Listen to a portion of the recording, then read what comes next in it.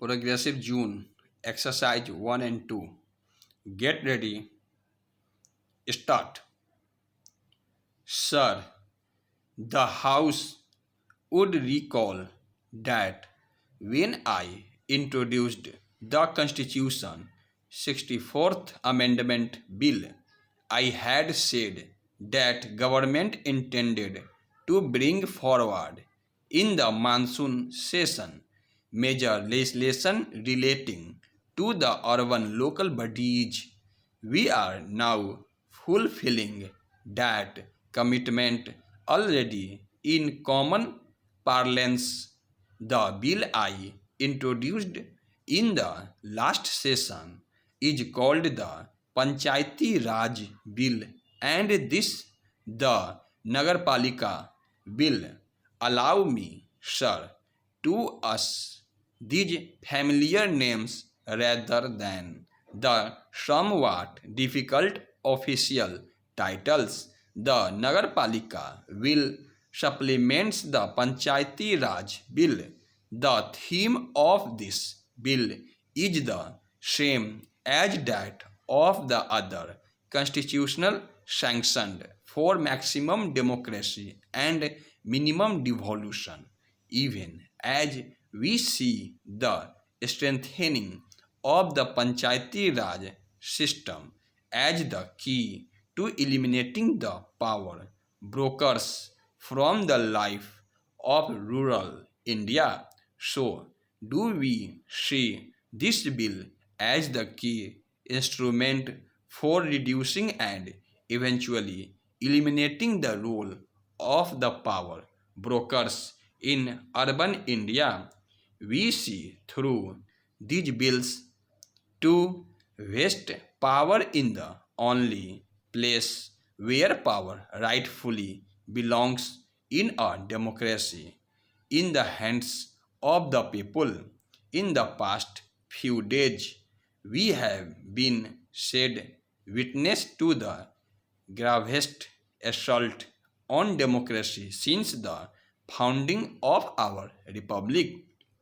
The amendment of the Lok Sabha by a section of the elected representatives of the people. In the last general elections, the people gave the Congress in an overwhelming mandate to govern the country for the 5 years. In the same elections, they returned a few opposition members to occupy the opposition benches for the same 5 years. The members of the opposition were elected to fulfill the vital democratic function of contesting the government and its policies right here on the floor of this house, not in the streets or in the columns of newspaper. We respect those democratic and independent minded members of the opposition who are here with us today to democratically debate the issues of fundamental national importance which I shall be raising. By the same token, we must deplore the behavior of those other members of the opposition who have simply run away from this highest forum. They have abused this noble institution. They have violated their mandate. They have betrayed their constituents. They have eroded democracy itself. Why have they tried to destroy democracy in parliament? I have no doubt that it is primarily because they could not bear to see democracy prosper here. The people will, of course, consign to the dustbin of history those who have resigned the seats to which they were elected to the present Lok Sabha. Yet, this only increases the responsibility of those of us who have remained in this House to strengthen the fundamentals of our democracy. Democracy in Parliament and in the state legislatures remains fragile so long as the roots of our democracy do not reach down to the villages and mohallas where the people live. Our constitution detailed the provision for democracy in parliament and in the state legislatures. Therefore, democracy in these institutions has survived every vicissitude and flourished. However, our constitution did not make democracy in local self-government a constitutional obligation, and so democracy in the panchayats and nagarpalikas has withered at the roots. With these two bills, we shall ensure that the democracy at the grassroots lives. No longer will democracy in local self-government be a passing political pastime.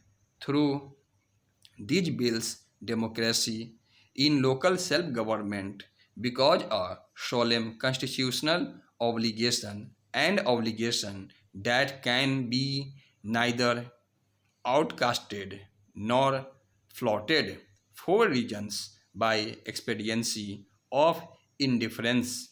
We wanted to come to this house only after consulting all the chief ministers tragically, but in keeping with their position to avoid democratic discussions, all but two of the non-Congress chief ministers stayed away from the discussions. Many of them refused to let the elected representatives of their parties participate in the Nagarpalika semilans, and I believe one of them has dismissed some of those who participated in those discussions. They denied permission of their municipal officers to attend the conference of municipal officers called by the Ministry of Urban Development. We have done our best. We have done all we can to involve them in a nation-wide debate. They say there must be consensus before the constitution is amended, but refuse to come for a discussion. How can a consensus be forged without dialogue? Their non-cooperation notwithstanding, we come to Parliament at the end of the widest and most incentive series of consultations undertaken in the history of independent India.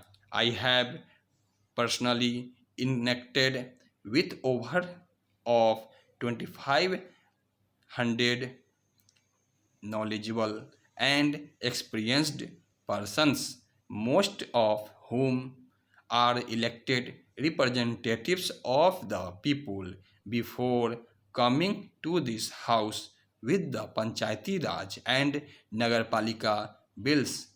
Time out of number, we have stressed that this is not a center-state issue. Why should the constitutional enshrinement of democracy in the panchayats be a bone of contention between the center and the states? Why should reservations for the scheduled castes and scheduled tribes and women for a matter of confrontation between the center and the states stop.